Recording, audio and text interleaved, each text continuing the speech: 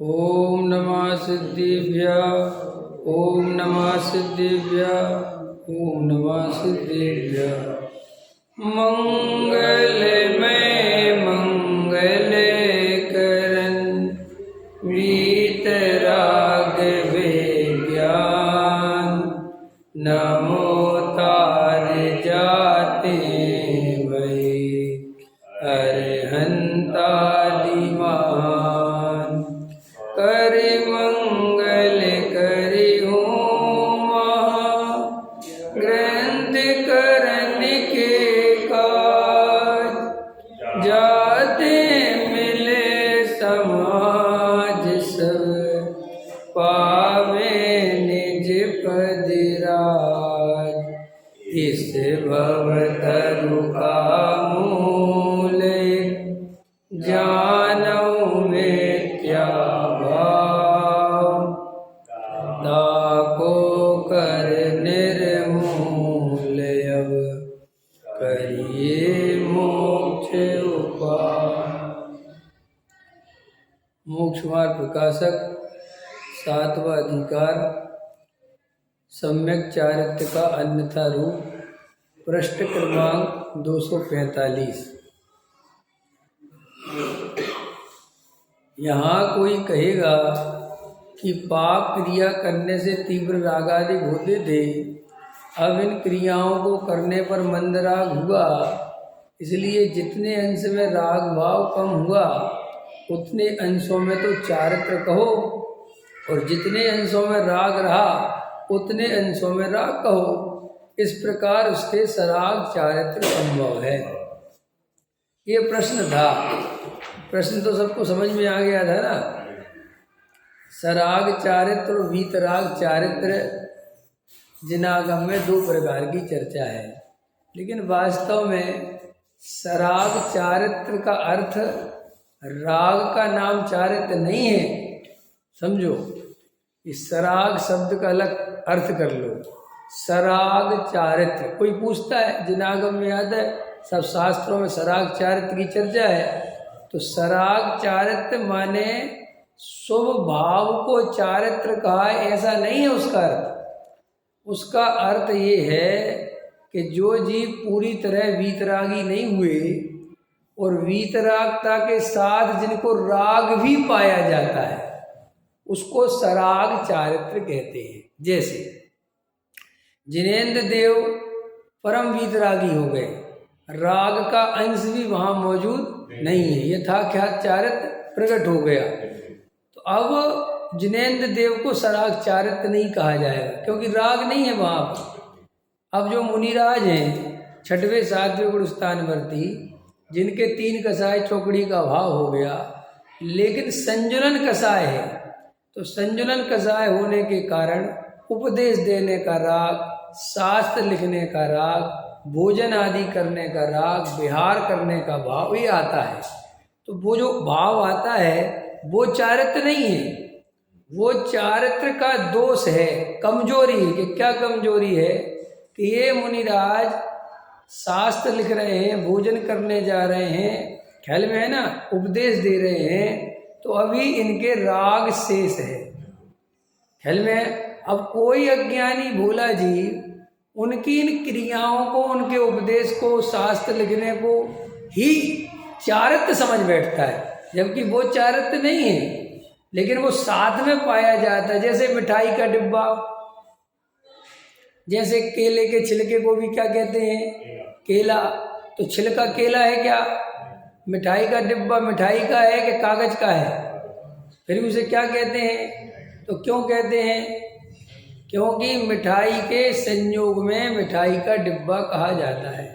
अपन रसोई में काम करते हैं तो क्या बोलते हैं? चीनी का डिब्बा उठाना, तो डिब्बा थोड़ी चीनी का होता है, लेकिन उसके अंदर चीनी रखी है तो उसे चीनी का डिब्बा बोलते हैं। ठीक है ना? ऐसे ही जो भी सम्यक दृष्टि ज्ञानी धर्मात्मा होते हैं, उनके जीवन में जो कुछ राग वगैरह पाया जाता है, शुभ राग, उसको सराग चारित्र बोलते हैं। तो वो राग कोई चारित्र नहीं है, ये बात निर्णय करो। तो वो कहता है टोडामल जी साहब से शिष्य कि आप जितना राग कम हो गया उतना चारित्र कहो, और जितना राग है ख्याल में है ना, उसको राग कहो। और ऐसा शास्त्रों में कहा है। तो टोडामल जी क्या कहते हैं, यदि तत्व ज्ञान पूर्वक ऐसा हो तब तो तुम कहते हो सो उसी प्रकार है। ये तत्व ज्ञान पूर्वक का अर्थ कल किया था, फिर भी कर लो। अगर मिठाई के डिब्बे में मिठाई ना हो तो फिर उसको मिठाई का डिब्बा कहना कि नहीं कहना। चीनी के डिब्बे में चीनी ना हो तो उसे चीनी का डिब्बा कहना कि नहीं कहना। केले का छिलके में से केला निकल गया तो फिर क्या बोलते, देखो भाषा कितनी पलट जाती है। छिलका उठा के फेंक दो, फिर कोई ये कहता है केला उठा के फेंक दो, लेकिन बाजार में जब लेते समय क्या कहते हो, केला क्या भाव दिया। अंतर हो गया कि भाई जब तक उसके साथ गूदा है तब तक छिलका भी केला कहलाता है, गूदा अलग तो छिलका कोई मतलब का नहीं। ऐसे श्री गुरु कहते हैं कि कोई जीव आत्मानुभवी हो, सम्यक दृष्टि ज्ञानी धर्मात्मा हो, तत्व ज्ञान वाला हो, फिर उसके साथ जो पूजा पाठ दया दान भक्ति व्रत शील संयम आदि के भाव हैं, उन्हें अगर कोई शुभ राग को भी धर्म कहता है क्योंकि असली धर्म उसके पास है तो भी चलता है कि कोई बात नहीं, ठीक है। लेकिन जिन्हें सम्यक दर्शन की प्राप्ति नहीं हुई, जिन्हें आत्मा का ज्ञान नहीं है और केवल छिलके ही संग्रह कर रहे हैं, माने केवल क्रिया कांड ही कर रहे हैं, सो वे जीव भ्रम में जीते हैं कि हम क्रिया कांड करते हैं तो हम धर्मात्मा हो जाएंगे। कोई धर्मात्मा होने का मतलब नहीं। और सुनो, सम्यक दर्शन के बिना कभी राग मंद नहीं होता। क्या कहा मैंने, अभी आपको किसी बात कर रहे, द्रव्यलिंगी मुनि, वो राग मंद तुम जो कहते हो, उस राग की मंदता की मोक्ष मार्ग में कोई कीमत नहीं है। क्लियर हो गया। अब देखो क्या कहते हैं, यदि तत्व ज्ञान पूर्वक ऐसा हो तब तो तुम कहते हो सो उसी प्रकार है। तत्व ज्ञान के बिना उत्कृष्ट उग्र आचरण होने पर भी असंयम नाम ही पाता है, क्योंकि राग भाव करने का अभिप्राय नहीं मिटता। क्रोध करना चाहिए कि नहीं, बोल जल्दी, लोभ करना चाहिए कि नहीं करना चाहिए, पांचों पाप करना चाहिए कि नहीं करना चाहिए। हम बोलते तो ये हैं और हम परिणाम भी ये चाहते हैं कि ये भगवान हमें कसाय ना हो, राग ना हो, ये ना हो, ये बोलते भी हैं। लेकिन श्री गुरु कहते हैं बोलने पर भी तेरे अभिप्राय में राग से सुख है ये बना रहता है। नहीं समझ में आया, बोलता है अरे पैसा में कुछ नहीं रखा, लेकिन अभिप्राय में क्या चलता रहता है कि पैसे में ही सुख है। समझ में आया ना, अंतर पकड़ में आया। हम बोलते तो सब बढ़िया बढ़िया है, लेकिन अंदर हमारी वासनाएं ज्यों की त्यों बढ़ी रहती हैं। बढ़ी रहती कि नहीं बढ़ी रहती। मंदिर में आ गए, स्वाध्याय में बैठ गए तो यहाँ पर धर्म की बात अच्छी लगने लगी, आत्मा की बात अच्छी लगने लगी, बहुत बढ़िया, लेकिन अंदर अभी भी सुख बुद्धि काय में पड़ी है। अभी कह दो 50,000 रुपये गज मिल रहा है, क्या करोगे? अभी अगर मैं कह दूं कि 50,000 रुपये गज की जगह का भाव हो गया है विश्वास नगर में, तो अभी अरविंद जी का मन नहीं लगेगा। पूरा प्रवचन हो जाएगा, वो कहेंगे पंडित बाद में ये प्रश्न क्या पूछेंगे, वो कौन सी जगह हो गया वो बता, कौन सी गली में हो गया, मैं जाके खरीद लूँ। प्रवचन पूरा होता रहे, क्योंकि अंदर वो अब जागृत हो गई वो वासना। तो वो जागृत कहाँ से हो गई? अरे वासना तो अंदर भरी पड़ी है, वे तो मौका देख के चौका लगता है। अभी आपको 2 मकान चाहिए कि 3, बोलो? नहीं साहब एक भी नहीं, हमारा तो एक पर्याप्त है, हमें क्या करना। क्योंकि ये तो आप भी जानते हो कि कोई फ्री में तो दे नहीं रहा, दे रहा है क्या? तो आप कहते हमें नहीं चाहिए, हमें तो पर्याप्त है। और इतने में मैंने कहा कि एक मकान 1 करोड़ का है, लेकिन मात्र 25 लाख रुपए मिल रहा है और कागज भी ओके है, सब ओके है, बस मजबूरी में बेच रहा है। अभी नहीं चाहिए था और अब भी क्या कहोगे 25 लाख में दिलवा दो।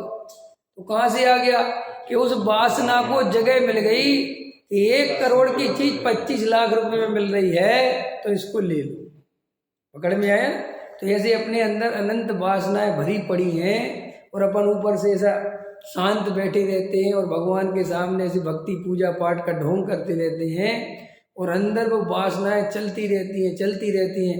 बस वे मौका खोजती हैं कि कोई मौका मिले तो हम आए। क्योंकि जीव के अंदर ये चतुराई बहुत है उन वासनाओं के अंदर कि खट्टे अंगूर करने से क्या फायदा।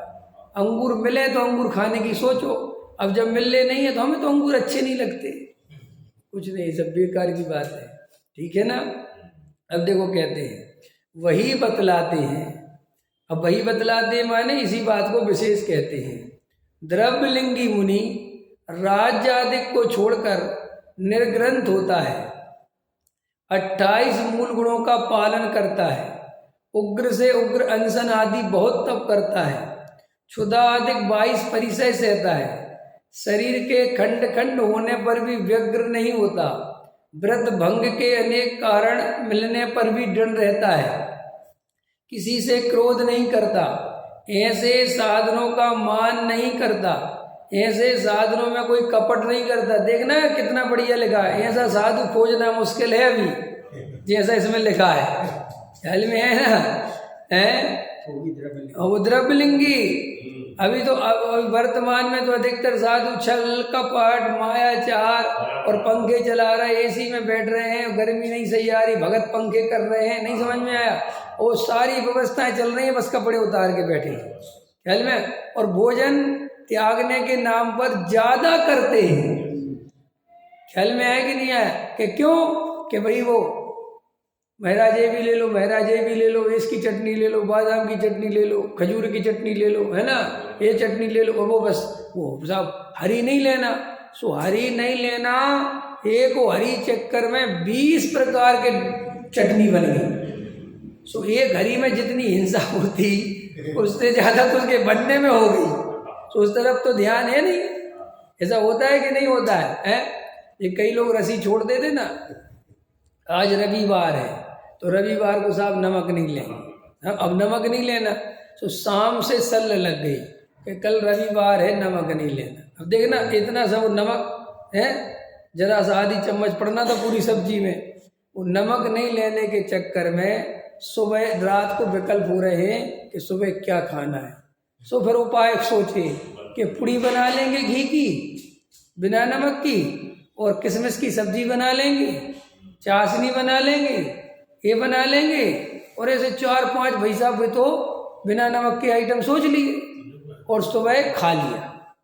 अब एक बात आओ, पूड़ी घी की और किशमिश की सब्जी, ये ज़्यादा स्वादिष्ट भोजन कि वो नमक, और नमक में कितनी हिंसा होनी थी, उससे ज़्यादा हिंसा तो इसमें कर बैठे तुम, क्योंकि बनाओगे पूड़ी कढ़ाई चढ़ाओगे, अग्नि जलेगी, सब होगा कि नहीं होगा, और ज़्यादा जलेगी, ज़्यादा कुछ होगा। सो ऐसे नियमों को निभाने को धर्म मानता है, और ये सोचता नहीं है कि मैंने इस नियम के बदले कितना पाप कर लिया, ख्याल में है ना।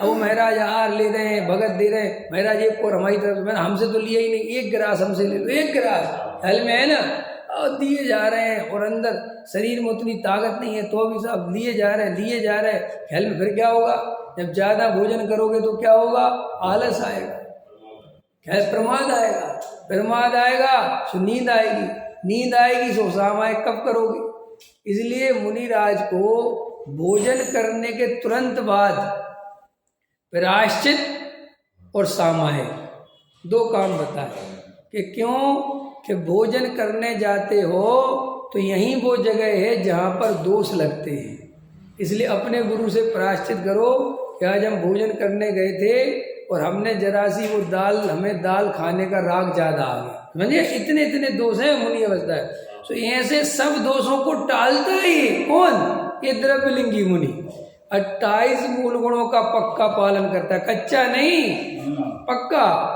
उग्र अनशन आदि बहुत तप करता है, क्षुधाधिक 22 परिचय सहता है, 22 परिचय सहता है, उपाय नहीं करता, ख्याल में है ना। वर्तमान में तो बहुत उपाय करते हैं, ख्याल में, वो क्या कहते हैं कि हमने थोड़ी उपाय करे, वो तो भक्तों ने उपाय करे। सोचिए तो बहुत अच्छा धर्म है। एक महाराज फोन पे बात कर रहे थे, तो हमने कहा महाराज ये फोन पे बात तो आपको नहीं करनी चाहिए, मुझे फोन बोले हमारा नहीं है, हम नहीं रखते, तो कौन रखता है, तो ब्रह्मचारी जी रखते हैं, और फोन किसका है, यूज कौन करता है, कि हम बीच बीच में करते हैं। तो भैया तुम करते हो तो उसका राग तुम्हारे अंदर है ना, वो कौन रखता है, क्यों रखता है, बात ये नहीं है। तुमने त्याग किया है ना सब चीजों का, परिग्रह महाव्रत के धारी। तो अजय अपरिग्रह जो महाव्रत है, इसका मतलब क्या है? वस्त्र का धागा, वस्त्र का धागा नहीं फिर उसने तन पर धारा है, निर्ग्रंथों का मार। तो निर्ग्रंथ का अर्थ ही होता है कि जो वस्त्र का धागा भी अपने पास नहीं रखता। और तुम सारे साधन भक्तों के नाम पर उपयोग करते हो। ख्याल में अब गर्मी लग रही, भगत समझ गया कि पंखा चलवा दो। ख्याल में है कि नहीं है? तो भगत ने चला दिया। हमने कहा महाराज ये पंखा भगत चला देते, हमें तो कोई लेना देना नहीं। अरे भाई गजब के भगत है तुम्हारे। ख्याल में आया कि नहीं आया? तो ऐसे मतलब वो वर्तमान में तो बहुत साधु ऐसा करते, लेकिन टोडामल जी तो उस साधु की चर्चा कर रहे हैं जो वास्तव में बढ़िया से बढ़िया क्रिया पालता है। देखो व्रत भंग के अनेक कारण मिलने पर डर रहता है। 2 दिन भी अंतराय आ गया, 3 दिन भी अंतराय आ गया, तो भी माथे पर से करनी कोई बात। समाज को दोष नहीं देता कि ये समाज बुरी है, आहार देना नहीं आता, ये करना नहीं आता, कुछ ऐसा कुछ नहीं बोलता। बहुत शांत भाव रहता है, किसी से क्रोध नहीं करता, ऐसे साधनों का मान नहीं करता। देखो मैं ऐसे साधन माने, देखो मैं कितनी तपस्या करता हूं, देखो मेरा आचरण कैसा है, कभी इसकी मान बढ़ाई नहीं करता। इन साधनों द्वारा छल कपट भी नहीं करता। छल कपट समझते हो ना? कैसे करते साधु छल कपट? कि कोई गरीब आदमी मिलने आया तो उनके वो बाहर अंदर कमरे में बैठे। पहले तो साधु को कभी कुंडी लगा के या पहरे में बैठना नहीं चाहिए, क्योंकि वो सच्चा साधु हो ही नहीं सकता जो ऐसे बंद कमरे में पहरा लगा के बैठे। कि क्योंकि तुम्हें जरूरत क्या है, तुम्हें किसका डर है? फिर भी चलो महाराज बहुत VIP हो गए, बड़े हो गए, तो वहां पर भी क्या करता है कि बाहर जो सेवक वगैरह खड़े रहते हैं, तो जैसे उन्होंने कहा महाराज से मिलना है, बेचारा कोई गरीब आदमी आया, तो महाराज तक सूचना आई एक कोई आदमी आपसे मिले, कौन है?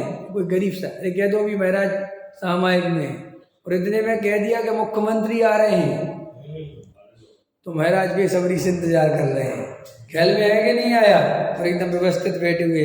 सो ऐसे छल कपट करने वाले साधु नहीं होते, क्योंकि साधु के लिए तो सभी जीव भगवान हैं और एक समान है। समझ में? उन्हें मिलना है तो मिलना है, चाहे गरीब हो चाहे अमीर हो। जैसे देखो शास्त्र में वर्णन आता है, मुनिराज वन जंगल में ध्यान कर रहे हैं एकांत में, और चक्रवर्ती का काफिला निकल रहा है, और चक्रवर्ती जा रहा है, घोड़े हाथी सेना दुनिया भर की आवाजें आ रही हैं। उन आवाजों से ज्ञात होता है कोई राजा निकल रहा है, ऐसा भान होता है। और वो चक्रवर्ती को पता चलता है क्या कोई मुनिराज विराजमान है, तो चक्रवर्ती अपनी सेना सहित वहां पर आता है और अपना मुकुट ऐसा उतार कर चरणों में रखता है। चरणों में रखता है माने महाराज आपसे बड़ा कोई नहीं, ऐसा संदेश। और मुनिराज शांत होकर बैठे हैं, तो ऐसा आता है कि विकल्प भी नहीं आया बाहर निकलने का, और वो आधा घंटा बैठा रहा चक्रवर्ती। और चक्रवर्ती समझ गया कि आज मुनिराज का विशेष ध्यान है, आज बाहर नहीं आया, तो बुरा नहीं मानता, लड़ाई नहीं करता कि तुम कैसे महाराज हो, मैं चक्रवर्ती हूँ।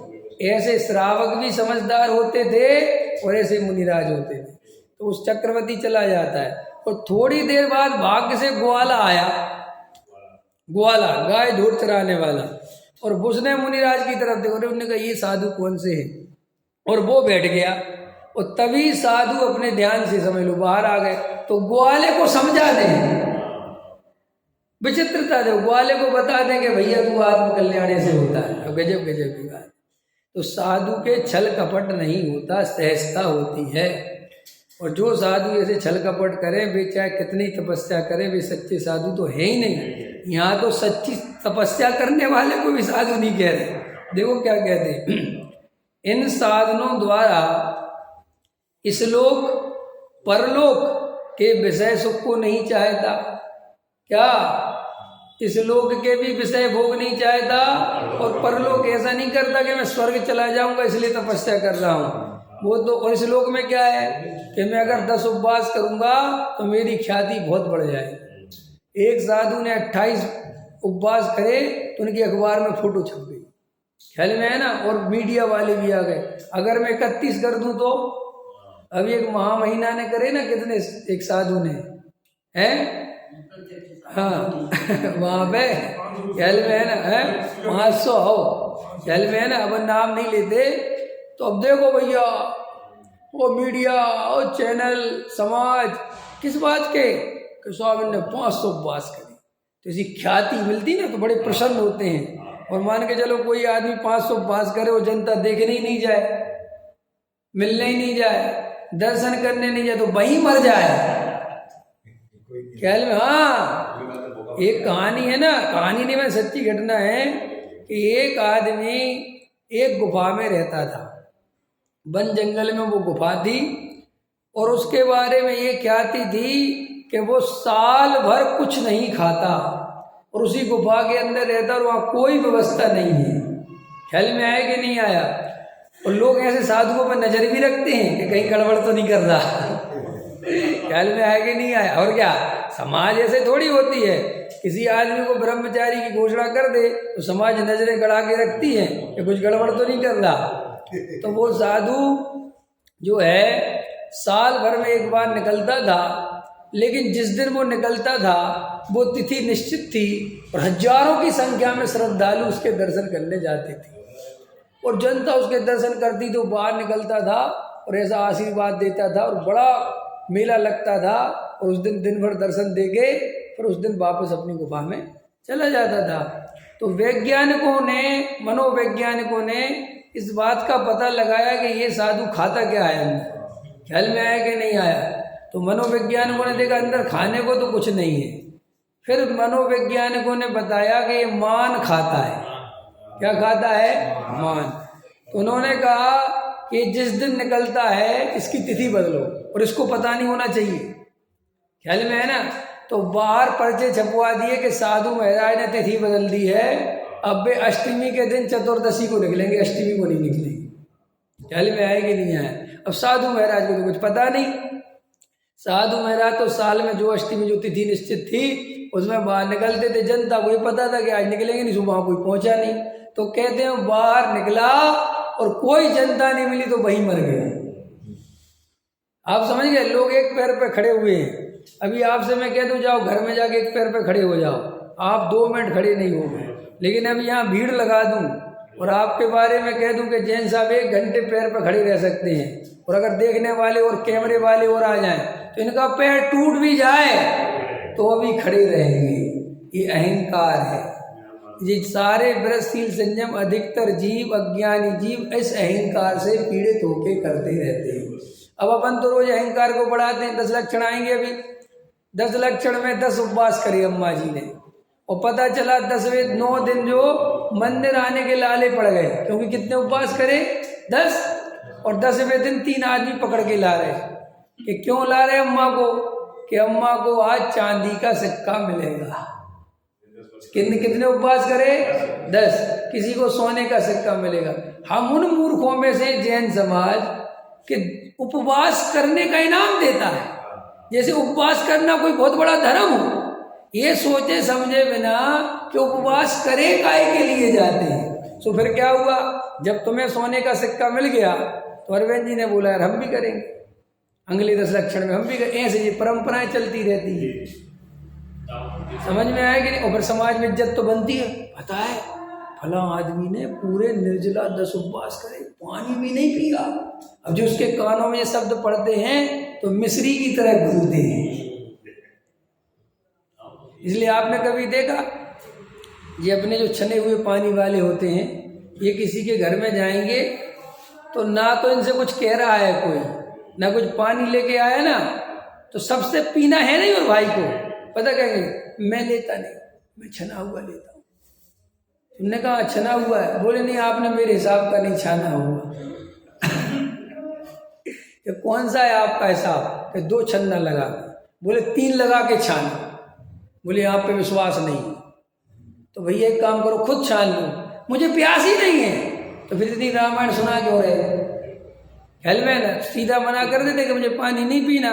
लेकिन तुझे पता कैसे चलेगा कि मैं छना हुआ पानी पीता हूँ। सारी रामायण तो इसी के लिए कि तुझे पता चल जाए कि मैं कैसा पीता हूँ पानी, छना हुआ। सब अपने उपवास बताने में लगे। अष्टमी जिनकी होती है ना, जो अष्टमी चतुर्दशी पालते हैं, समझ लेना सबसे ज्यादा हल्ला बेई मचाते हैं अष्टमी चतुर्दशी का। मंदिर में घुसते, आज अष्टमी है, आज अष्टमी है, कौन पूछ रहा? देखा तुमने, नोटिस करा होगा, आज तो अष्टमी है ना दीदी, आज अष्टमी है ना भैया। अरे सामने वो कैलेंडर ढका, उसमें देख, उसमें नहीं देखेगा। तुमसे पूछो, तुमने कहा हाँ है, अच्छा मैं हरी नहीं लेता ना इसलिए पूछ रहा था। ख्याल में आए कि नहीं आए? ऐसे मन में माया चार अभिप्राय भरी पड़ी रहती है। जब तो हो जाती है तो आज मनाओगे कल? हाँ, और शादी का मौका पड़ जाए तो, और आज ही शादी में जाना, अरविंद जी की दावत है ना, और उसी दिन अष्टमी पड़ जाए। अष्टमी तो नहीं है भैया? हाँ तो ठीक है, अष्टमी पड़ गई, ख्याल में है ना। और किसी ने कहा अरे यार आज ही अष्टमी होनी थी क्या? अब एक काम करो, कोई बात नहीं, एडजस्ट कर लेंगे, कर लेंगे। गजब की अष्टमी है, गजब का नियम है। जिसकी अष्टमी एडजस्ट हो जाए तो सभी कुछ एडजस्ट कर लो। और ऐसी अष्टमी पालने का फायदा क्या है? जिसको तुम्हें क्यों कि खाने का राग इतना पड़ा है कि आज शादी में दावत है तो छोड़ो अष्टमी को, कल पाल लेंगे। कल क्यों कि रूखी सूखी छोड़नी है, और आज क्या छोड़ना है? आज बिल्कुल तरमाल छोड़ना है, शुद्ध घी की। ख्याल में आएगी नहीं? आज तो नहीं चलेंगे। तो ऐसे खाने की लालसा भरी पड़ी है और अपने को त्याग व्रत के भार से दबाता रहता है, अंदर वासनाएं पड़ी रहती और अपने को बड़ा त्यागी वृत्ति कहता है। और देखो क्या कहते हैं, विषय सुख को नहीं चाहता, ऐसी दशा उसकी हुई। यदि ऐसी दशा ना हो, अब देखो इंपॉर्टेंट प्रश्न, ना हो तो ग्रेवेक पर्यंत कैसे पहुंचे? जो साधु कहते रहते ना कि अरे शास्त्र तो मिलेगा, साधु तो स्वर्ग जाएंगे। अरे कौन से साधु, कौन से साधु जाएंगे? तेरे जैसे मायाचारी नहीं जाएंगे, छल कपटी नहीं जाएंगे। अरे ये तो वो साधु जाएंगे जो बहुत शांत हैं, जिनकी क्रिया में कोई दोष नहीं, जिनके अंदर कोई छल कपट नहीं, किसी प्रकार के मायाचार नहीं करते, अपने भोजन आदि के त्याग में समता भाव रखते हैं। बस उन्हें आत्मा का भान नहीं है, यही बस कमी है। बाकी बाहर में मानादिक की चाय, स्वर्गादिक की चाय कुछ नहीं चाहते। वे साधु नौवे ग्रेवेक पर्यंत पहुंचते हैं। क्यों? टोडामल जी कह रहे हैं यदि ऐसी दशा ना हो, माने ऐसा आचरण ना करे, तो भैया वो नौवे ग्रेवेक कैसे पहुंचेगा? देखो, परंतु, अभी परंतु शब्द के बाद पढ़ो, उसे मिथ्या दृष्टि असंयमी ही शास्त्र में कहा है। देखो आचरण कितना बढ़िया है? खंड खंड कर दिए शरीर के तो भी गुस्सा ना करे। और आजकल तो साधु महाराज को जरा सी आहारों में प्रॉब्लम हो जाए या दूसरे साधु को समाज पहुंच, आज के साधु में क्या होता है, वर्तमान अधिकतर साधु मान के चलो कोई साधु विश्वास नगर में रह गए और वो यहाँ का मंदिर वगैरह की तैयारी करवा गए और निकल गए, और इतने में कोई दूसरा साधु आया तो समाज ने उनसे पंच कल्याण करा लिया। तो वो साधु इतना क्रोधित, आज के बाद तुम्हारे सागर में विश्वास नगर में नहीं आऊंगा। ये भैया कैसे साधु हो तुम कि हमने पूरा मंदिर बनवाया, दान हमने इकट्ठा करवाया और तुमने पंच कल्याणक? ये तो महाराज इसलिए करा लिया, अब आपका दूर थे आप, ख्याल में आए ना, वो मंदिर पूरा काम हो गया था, अब बिहार वहां से तब करके आप आते काम, इसलिए क्या फर्क पड़ता है? क्या फर्क पड़ता है? आज के बाद तेरे नगर में नहीं आऊंगा। तो ये सच्चे साधु का लक्षण है। और उन्हें साधु, अभी वर्तमान के लोग उन्हें सबसे बड़ा साधु मान रहे हैं जो ऐसे क्रोध से जलते हैं, जिनके अंदर इतना ईर्षा भाव है कि वे एक महाराज दूसरे महाराज को पसंद नहीं करते। आपको विश्वास नहीं होगा, मेरे पास कितने नगरों की घटना है, एक साधु ने दूसरे साधु के चौमासे को मना कर दिया और वहां की समाज को कह दिया अगर उन साधु का चौमासा करवाओगे तो मैं तुम्हारे यहाँ कभी नहीं आऊंगा। सुनते होगे सब राग देश। तो ऐसे साधु नहीं जाते स्वर्ग, ये कह रहा हूं मैं, ये जो टोडामल जी समझा रहे हैं। अरे ऐसे साधु तो हमसे भी ज्यादा राग देश कर रहे हैं, हाँ, अरे वे तो ज्यादा ही कहे कुछ नहीं, लेकिन जो बड़े ऊपर से बड़े राष्ट्रीय संत बने रहते हैं और बड़ा एकदम बड़ा जिनका आचरण जगत प्रसिद्ध रहता है, अंदर ऐसे राग द्वेष चलते हैं। मेरे सामने की घटना है सच्ची, अब नाम अपन किसी का ले नहीं सकते, लेकिन ऐसी घटना घटी थी कि एक साधु ने अपने दूसरे साधु से, दिगंबर साहब, उससे मिलने को मना कर दिया और आसाराम से मिले।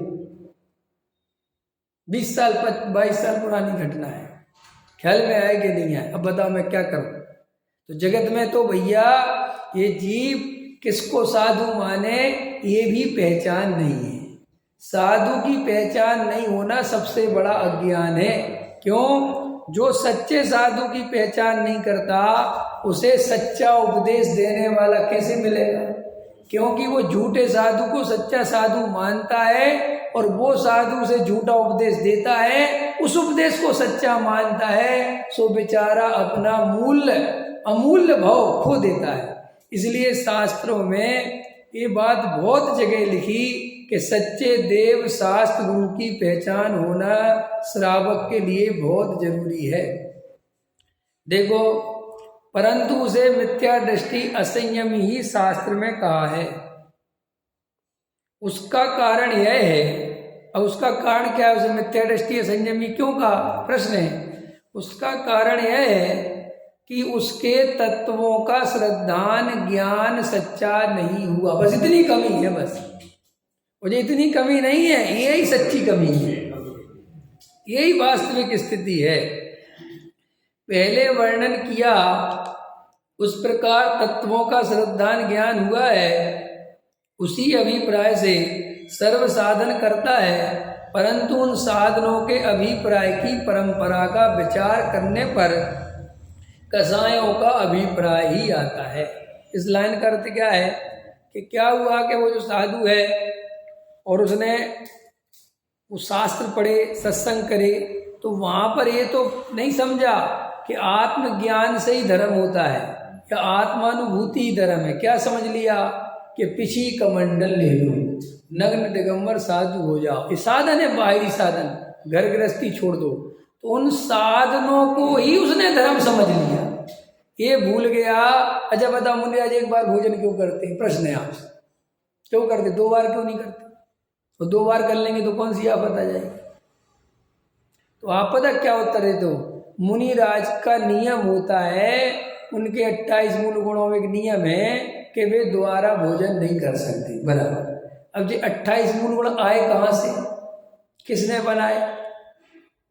किसने मामला तय किया कि मुनिराज क्या कर सकते हैं और क्या नहीं कर सकते? कैसे किया होगा बताओ? आपसे प्रश्न है मेरा। हमने इसमें पीछे प्रवचन दिए बहुत।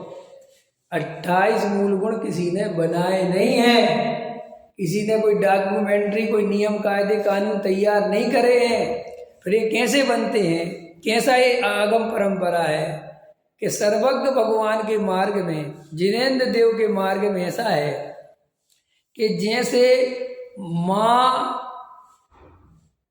जब लड़की माँ बनती है तो माँ बनने के बाद उसके क्या क्या परिणाम होंगे, क्या क्या भाव होंगे, ये प्रकृति में किसी ने डिसाइड तो नहीं करे कि ये भाव करने पड़ेंगे और नहीं करने, ऐसा तो नहीं है। लेकिन ऐसा देखा गया कि चाहे त्रयंच गति का जीव भी माँ बनता है और चाहे मनुष्य गति का जीव भी माँ बनता है, अपने बच्चे से अत्यंत प्रेम करता है और इतना प्रेम करता है कि उसके लिए अपने प्राण निछावर कर दे। ऐसा ही वस्तु का स्वरूप है उस जाति का। तो देखो, अब किसी ने पुस्तक लिखी कि एक माँ का बच्चे के प्रति प्रेम, तो उसने जो माँ का बच्चे के प्रति प्रेम लिखा, वो प्रेम था तब लिखा कि अपने मन से लिखा? नहीं समझ में आया? वो प्रेम जगत में होता था, ऐसा देखा और उसने उसको बुक बना दी, वो प्रेम लिख दिया कि एक माँ को हमने देखा ऐसे ऐसे होती है। अब कोई लड़की माँ तो बने नहीं, कोई लड़की माँ तो बने नहीं और वो पुस्तक पढ़ के वैसा भाव करना चाहे, तो कैसे होगा? नहीं होगा, संभव नहीं है। तो वो भाव संभव नहीं है, तो श्री गुरु कहते हैं कि जैसे माँ बिना बने बिना वो भाव संबंध नहीं है, ऐसे ही सच्चा मुनिराज बने बिना 28 गुण संभव नहीं है। अब समझना ध्यान से। सो वहां पर आत्मानुभव तो किया नहीं, तत्व ज्ञान तो किया नहीं, भेद ज्ञान तो किया नहीं, और दूसरे महाराज का आचरण देखकर ये महाराज कैसा आचरण पालते हैं, सो वैसे पिछी कमंडल ले ली, घर गृहस्थी छोड़ दी, और अरे सब राजा राणा छत्रपति हाथन के असवार और मरना सबको, और सूरज चांद छिपे निकले ऋतु फिर कर आवे, और प्यारी आयु ऐसी बीते पता नहीं पावे, और ऐसी सब बातें सुन सुन के वैराग्य धारण कर लिया। और तुमने देखा नहीं है ना बाप काम आता है ना बेटे काम आते थे, सब बेकार है भैया, शरीर तो वैसे ही 9 द्वार भय गिनकारी, और ये तो मलमूत्र का बना हुआ, ऐसे बातें कर करके, और स्त्री आ जाएगी तो सब्जी लाते लाते मर जाओगे, ये सब सुन के बढ़ गया, साधु बन गया। तब साधु बन गया, चूंकि वे 28 मूल गुण आनंद कब देते, जब अंदर आत्मा का भान होता है। समझना ध्यान से। जैसे वो माँ को अपने बच्चे की लेटरिन साफ करने में भी कोई तकलीफ नहीं होती है बसंत जी, समझो। एक घर में शादी हुई, भाभी आई और नंद और भाभी होती ना, तो नंद की मैं छोटी है, नंद की शादी नहीं हुई। अब भाई के बच्चा हो गया, अब नंद खिला रही है अपने भाई के लड़के को, ठीक है, खिला रही खूब प्रेम से, और इतने में उसने पोटी कर ली, तो तुरंत क्या करती है, भाभी। समझ में आया कि नहीं, कि अभी कि पकड़ो पकड़ो। तो वो भाभी कहती है नंद से, कह रहे दीदी या बहनें जो भी बोलती हो, एक दिन तुम्हें भी साफ करनी पड़ेगी। तो वो कहती मैं ना करूंगी, ख्याल में है ना, मेरे बस की में तो मुझे तो बहुत गंदगी लगती है, कि वो मुझे भी लगती थी। समझ में आएगा, कोई बात नहीं कोई बात नहीं। फिर वो ही लड़की की जब शादी हो जाती है और वो ही माँ बन जाती है और फिर मायके जाती है, तो फिर भाभी कहती कहो कि अब कि करनी नहीं पड़ रही, अंदर ऐसा प्रेम उमड़ता है कि बेटे की साफ सफाई करने में कोई तकलीफ नहीं होती, लेकिन उसका शर्त है कि पहले वो माँ होनी चाहिए। ऐसे ही श्री गुरु कहते, जो संत साधु जो त्यागी वृत्ति जिनके माथे सल्ल पड़ रही है अपने नियम धर्म करने में, वो इसलिए पड़ रही है कि वे सच्चे साधु बने बिना क्रिया कांड पालने लग गए। अंदर से ब्रह्म भाव लखा नहीं, आत्मानुभव किया नहीं, वेद ज्ञान जाना नहीं, तत्व ज्ञान हुआ नहीं, और मात्र बाहर से साधु बन गए, तो वो क्रिया करना अत्यंत कष्टकारी लगता है।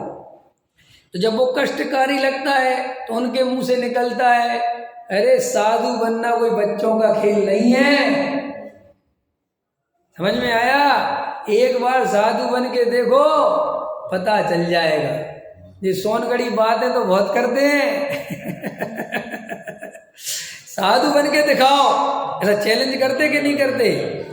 एक महाराज एक समय कोई, मैंने कहीं प्रवचन करने गया तो इसी चर्चा चल रही होगी साधु वगैरह की, तो एक समाज का कोई 2-3 व्यक्ति बैठे, एक कोई आया मेरे से, बोले एक बात बताओ पंडित जी, एक प्रश्न है। मैंने कहा बोले हम इतना महाराजों को सुनते हैं और इतना महाराजों के पास जाते हैं, लेकिन वास्तव में आप लोगों को जितना ज्ञान है, ख्याल में है ना, वस्तु स्वरूप का, जितनी आप लोगों को आगम की स्वाध्याय की शास्त्रीय पकड़ है, इतनी पकड़ साधुओं में नहीं होती, लेकिन वे फिर भी साधु बन गए।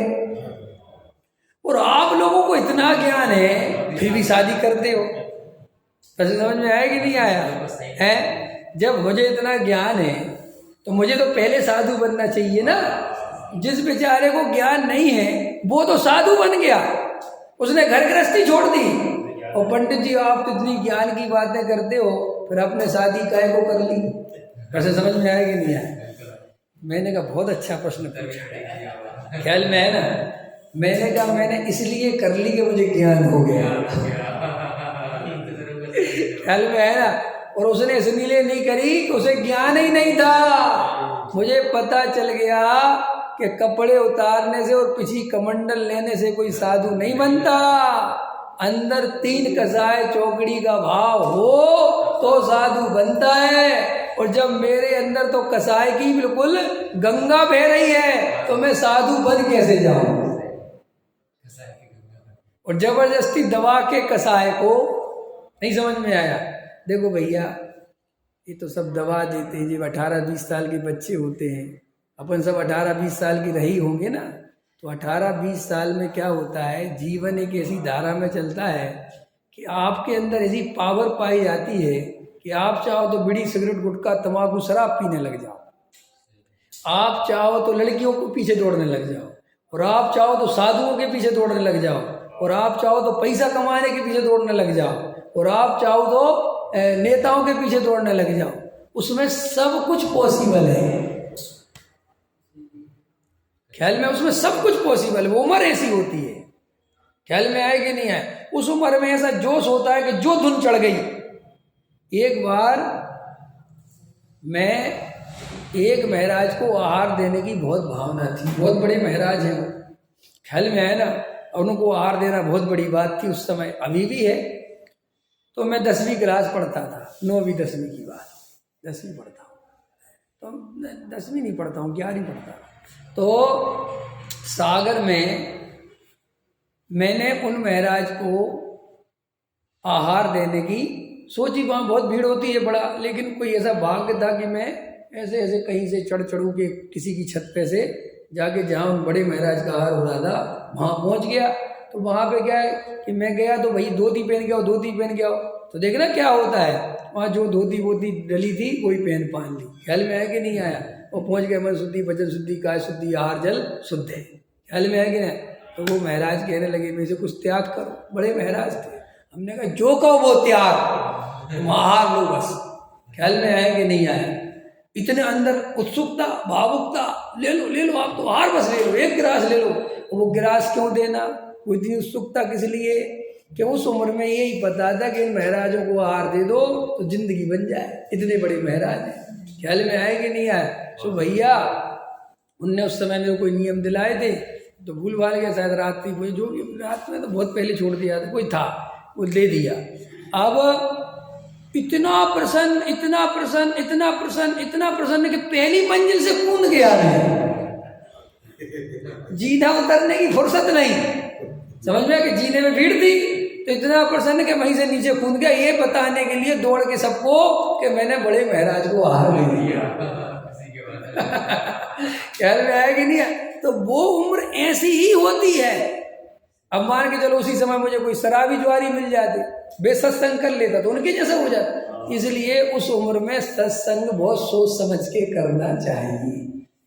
इसलिए वो कहते जो उम्र ऐसी है कि जो एक बार जहाँ रास्ते में चला गया तो चला गया। अब कोई साधु संत संग में चला गया तो साधु संगों में क्या होता है अधिकतर कि वहाँ पर शुद्ध आहार, शुद्ध चर्या, शुद्ध खाना, ये वो इन्हीं में वो सारा मंडल कमंडल घूमता रहता है। ख्याल में है ना? और धर्म के नाम पर चर्चा क्या करते हैं अधिकतर साधु? प्रथमान योग की कहानियां सुनाते हैं और ज्यादा से ज्यादा कर्णन योग की बातें सुनाते हैं। माना 2 फिलॉसफी चलती है। एक चलता है कर्मों की फिलॉसफी, तो तुमने जो कर्म ऐसे करे, तुम इसलिए ऐसा भोग रहे हो, ऐसे तुमने किसी पिछले जन्म में किसी साधु को आहार नहीं दिया इसलिए तुम दरिद्र हो गए। एक तो ये कहानी चलती है और उसी से वो प्रथमान योग को जोड़ देते हैं। फिर दूसरी कहानी चलती है इसमें इतना पाप है, इसमें इतना पाप है, ऐसे नहीं करना चाहिए, इतना नहीं करना चाहिए, ऐसे नहीं खाना चाहिए, इसमें इतना पाप है, ये हो गया। और तीसरी कहानी वो कर्णानी योग आदि की बातें, लोग ऐसा है, जम्मूदी, भरत, तारे खंडी सब, और फिर इतने तीर्थंकर और ऐसे भूत की और भविष्य की और वर्तमान, ये सब चर्चाएं। लेकिन वहाँ त्रिकाली ध्रुव भगवान आत्मा की चर्चा गायब ही रहती है। ये शब्द तो सुनने को मिलते नहीं लोगों को कि तुम आत्मा हो और आत्मा को जाने बिना कुछ नहीं होता। अधिकतर जगह, बहुत जगह होता भी होगा, लेकिन मैंने जहाँ तक देखा ऐसा दिखता है। अब तो आजकल बहुत फिर भी चर्चाएं होने लगी। तो क्या हुआ, तो मुनि दीक्षा लेने की घोषणा कर दी। अरे हमारे तो बस जी मुनि दीक्षा की घोषणा हो गई थी। हाँ, और क्या, तुम क्या समझ रहे? अरे आपकी घोषणा हो गई थी और 10वीं 11वीं तक वो जो आया था ना मेरा मित्र यहाँ पे, मैं तो उसके साथ मैं भी सोचता था लेकिन मेरे को एक ही विकल्प सताता था कि मैं अपने बाप का इकलौता लड़का हूँ, ख्याल में, और अगर मैं ही चला गया तो इनकी सेवा कौन करेगा। वे तो 5 भाई थे, अरे हम लोग तो बैठ के डिस्कस करते थे कि अगर मेरे यहाँ 2-3 भाई होते तो मैं भी महाराज बन जाता, क्योंकि वो 8वीं 9वीं में इतनी महाराजों की सेवा करने जाते थे बिहारों में कि बहुत मन करता था कहाँ संसार में फंसना, जबकि ये पता नहीं था संसार कहते किसे है, लेकिन ये शब्द डाल दिएगा कि संसार मत फंसना, संसार मत फंसना, ख्याल में है ना। तो भैया जब वो साधु बन गया तो वो उसने प्रश्न किया ना कि आप साधु क्यों नहीं बने। तो भैया जब सच्चा तत्व ज्ञान होता है तो ईमानदारी आती है। क्या आती है? फिर ऐसा नहीं आता कि रात भर गला सूख रहा है, प्यास के मारे मरे जा रहे हैं और नियम ले रखा है कि शाम का पानी नहीं पिएंगे, रात का पानी नहीं पिएंगे, और फिर दूसरों से मायाचार कर रहे हैं और रात में पूजा क्यों? पानी, हम तो भैया डमोकारबंद की जाप करते रहे, हमने पानी को हाथ नहीं लगाया, ख्याल में है ना। तो वो कुएं का मेढक, वो सेठ क्या हो गया? मेढक। ये कहानियां क्यों लिखी गई? इसलिए लिखी गई कि तेरी क्रिया से कुछ नहीं होता, अगर तेरे परिणाम सही नहीं है, तेरा अभिप्राय सही नहीं है, तो तू बाहर से कितना ही साफ सुथरा बना रहे, कालांतर में कुगतियों में ही चला जाएगा। तो देखो इतना समझ में आ गया। आप और हम सबको भी जब तक वस्तु स्वरूप का सच्चा ज्ञान नहीं होता तो अपन ज्यादा जोर शोर से क्रिया कांड कर सकते हैं, घबराना नहीं। आप प्रक्षाल करने के लिए अब उतनी तेजी से नहीं मरेंगे जितना तेजी से पहले मरते होगे। अब आप कहोगे जी कि ऐसा समय सार पढ़ाया नहीं समझे यार, ये कैसी पढ़ाई है? पहले तो हम वो कुंडलपुर पे उस सब में शिखर मरे जाते थे चढ़ने के लिए, ख्याल में बस जब से पढ़ा है सब कहते क्यों जाता किरनार, क्यों जाता काशी, है घट घट में है तेरे अंतर का वासी, अपना तू कोना टटोल, तेरा प्रभु तुझ में ही डोले। ये पता नहीं कैसी पढ़ाई है, ये पढ़ाई सम्यक है। अरे पहाड़ों पे चढ़ने में धर्म थोड़े ही है, कोई अपने को कष्ट देने में धर्म थोड़े ही है। धर्म तो अंदर भेद ज्ञान पूर्वक, इस शरीर में नहीं हूँ मैं, तो जानने देखने वाला ज्ञायक तत्व हूँ, मैं तो आत्मा हूँ, उसकी वो दृष्टि दे, चाहे वो घर में बैठ के दे, चाहे जंगल में बैठ के दे, चाहे वन खंड कहीं बैठ के दे, दृष्टि तो आत्मा की ही करनी है, धर्म तो उससे होता है। अब वो दौड़ता था पहले प्रक्षाल की तरफ, तो किस भाव से दौड़ता था कि भगवान का प्रक्षाल करने से पुण्य बनेगा, और जब समय सार में पढ़ ही लिया कि पुण्य में कुछ दम ही नहीं है, क्या पुण्य बनेगा, ख्याल में पुण्य की है किसे चाहे, तो स्वाभाविक है मिथ्या दृष्टि जितनी तीक्ष्णता से और जितनी ताकत से पूजा पाठ करता है, सम्यक दृष्टि नहीं करता है। घबराना नहीं, सम्यक दृष्टि सच्ची करता है, ताकत लगा के नहीं करता। बस इसका अर्थ करो ताकत लगाने का अर्थ क्या है? कर लो अर्थ, हाँ अंधे होके लगना, और अर्थ कर लो। अभी एक अर्थ आपको ख्याल में नहीं आ रहा कि बस की नहीं है लेकिन हम ही करेंगे, 4 आदमी भले ही पकड़ के चले लेकिन हम ही करेंगे, ख्याल में है ना। ये प्रतिमा कौन विराजमान है? हम ही करेंगे।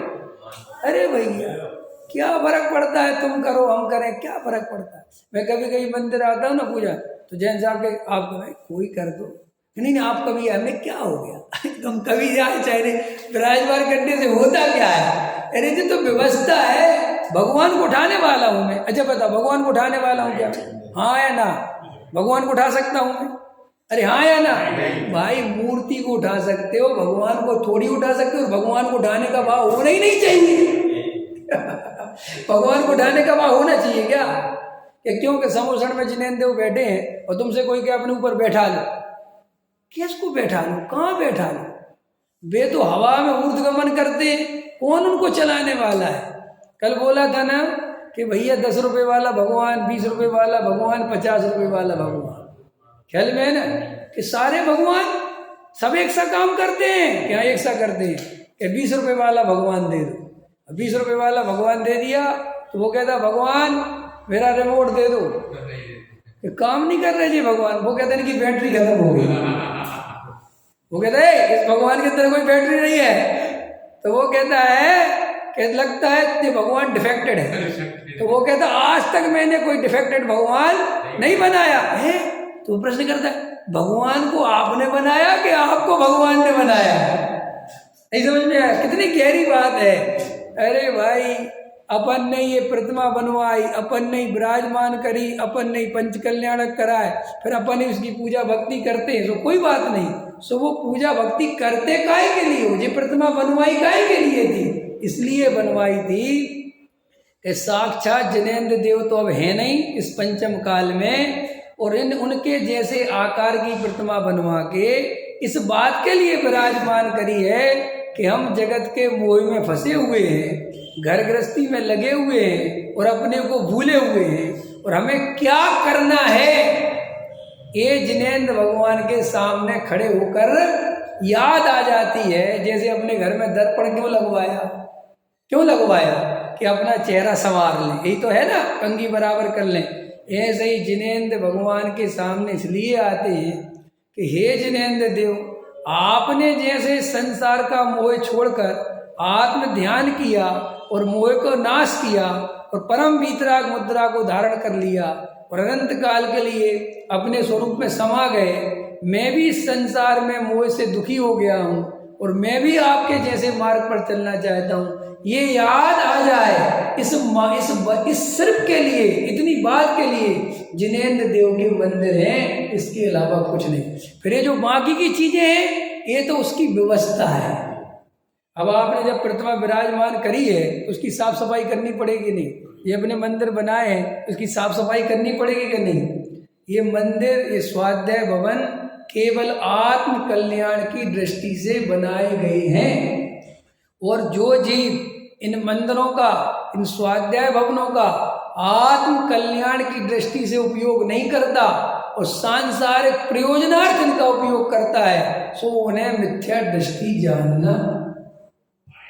पकड़ में आ गई? क्लियर हो गई बात?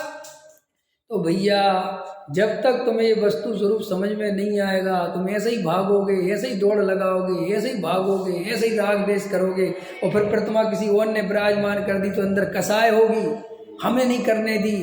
कहे भैया, और अगर तत्व ज्ञान होता तो क्या कहते? कोई भी कर, क्या लड़ाई झगड़ा कर, किस बात से परेशान होना? सामग्री में फल नहीं मिला, क्या नहीं मिला?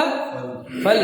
तो लोगों के कसाय भाव हो जाते, अरे फल की जगह लौंग चढ़ा दो, लौंग की जगह कुछ और चढ़ा दो, अर्घ चढ़ा दो, क्या फर्क पड़ता है? क्यों साहब, क्यों फर्क नहीं पड़ता?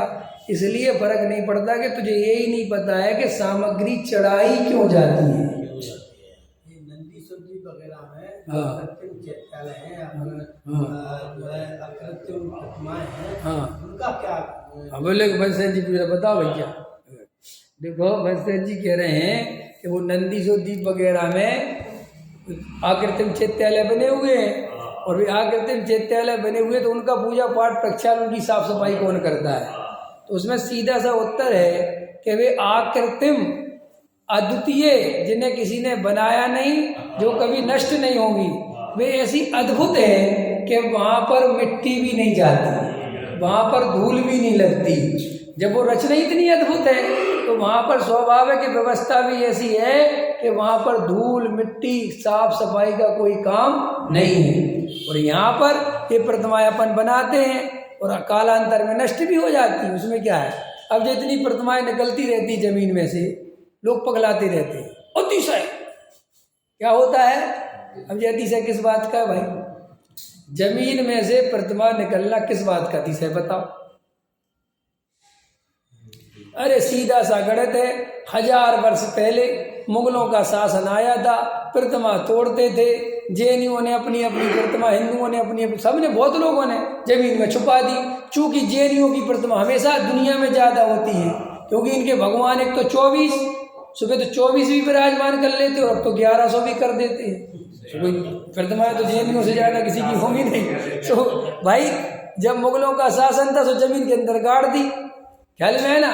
अब भैया वे तो मर गए, गाड़ने वाले। अब कालांतर में 500 वर्ष जहां जहां खुदाई हुई तो कहीं से प्रतिमा निकल आई, कहीं से कुछ। इसमें क्या आश्चर्य है, इसमें कौन सी बड़ी बात है? लेकिन जगत के जीव उसको अतिशय नाम दे दे के दौड़ते फिरते भागते फिरते हैं, ख्याल में है ना, और अतिशय के लिए नमस्कार करते हैं, चमत्कार के लिए नमस्कार। और जबकि चमत्कार कुछ है ही नहीं, उसमें चमत्कार क्या है?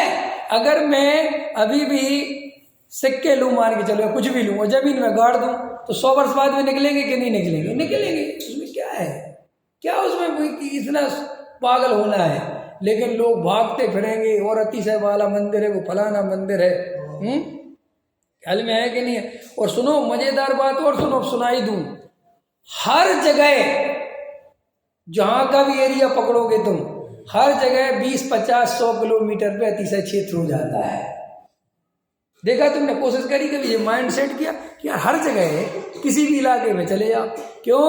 कि वहां के लोग नहीं हो तो बना दें, पसीना आ जाए भगवान। ख्याल में है ना? कुछ नहीं तो कुछ तो करो, अतिशय तो होना चाहिए। छत्र हिलने लग गए, अतिशय हो गया। ख्याल में है ना? तो भैया जगत के जीवों की कुछ कल्पनाएं, मिथ्या दृष्टियों का कुछ नहीं है। ऐसे ही नाना प्रकार के महावीर जी, तेजारा जी, पदम पुरु जी आदि अतिशय क्षेत्रों भी नमा। ख्याल में है कि नहीं है? क्या है इन तीर्थों पे, क्या है अतिशय? कि भगवान की प्रतिमा निकली थी, वो भगवान की प्रतिमा, वो ग्वाला जाता था, दूध करता था, ये सब चलते कि नहीं चलते? ये सारी किंवदंतियां पूरी तैयार करी जाती हैं। घबराना नहीं, कोई कहेगा तो झूठ बोल रहा है। ये सारी किंवदंतियां इसलिए तैयार करी जाती हैं कि तुम्हें तभी जाके मूर्ख बनाया जा सकता है, उसके बिना तो मूर्ख नहीं बनोगे। इसलिए चमत्कार होते हैं, फलाने मंदिर में चमत्कार होते हैं, इस मंदिर में चमत्कार होते हैं। और अभी तो मैं कह रहा हूँ भीम गली में चमत्कार कर दो तुम यहाँ जनता आना देखो चालू हो जाएगी, क्या दिक्कत है? हवल में है ना, एक बार अपने मंदिर में हिलने लगे छत, और हमारे टीटू महाराज थे, समझ में आया, वो भीड़ हो गई। अब मैं ऊपर ही रहता था उस समय शायद, मैंने नीचे आया, मैंने क्या हो गया? टीटू करा पंडित जी छत हिल रहा है, सब हिल रहा। मैंने कहा भैया भूकंप से नहीं आ गया, तू इन्हें तू ये मान रहा है? तो जगत में तो भाई साहब कुछ भी बता दो, कुछ भी कर दो। तो देखो सीधी सी बात है, एक ही आश्चर्य है, एक ही अतिशय है, ये जीव आत्मा होके अपने को शरीर मानता है, यही आश्चर्यजनक बात है। कुंदा अमृतचंद आचार्य कहते हैं कि मेरे को जगत में सिर्फ यही आश्चर्य लगता है कि ये जीव मिथ्या दृष्टि कैसे है। ख्याल में ये आश्चर्य की बात है, सब कुछ देखता है कि देखो ये व्यक्ति था, जवान हुआ, बूढ़ा हुआ, मर गया, इसका सब यहीं पड़ा रह गया, कुछ नहीं बचा, कुछ साथ में नहीं ले गया। ऐसा सब कुछ आंखों से अपने सामने देखता है, फिर भी मोह के दलदल में फंसा रहता है। ये आश्चर्य है। सहजानंद हाँ, दोनों तरफ उनके चरणों में फूल रखते हैं। हाँ, महावीर भगवान उसमें फूल नहीं रखते। हाँ, तो बीच वाले में नहीं रखते, तो वो बांट दी होंगी कि भाई इसमें रख लो, फूल वाले आते होंगे ना, है? अरे मेरी बात क्या कह रहा राजेश जी, क्या